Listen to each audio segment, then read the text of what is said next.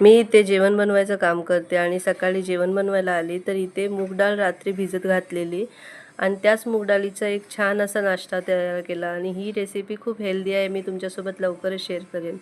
त्यानंतर इथे बनवली होती वांगा बटाट्याची भाजी साधी अशी आणि हे चिले बनवले।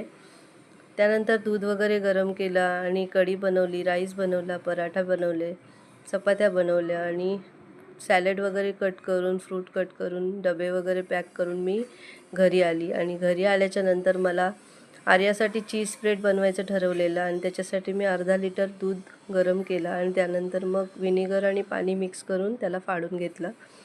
त्यानंतर एका गाळणीमध्ये टाकून ह्याला पनीर सेट करायला ठेवलं, म्हणजे पनीर। त्यानंतर त्याला व्यवस्थित अशी 2-3 पाण्याने धुवून घेतलं, ज्याचा व्हिनेगरचा थोडासा टेस्ट निघून जाईल।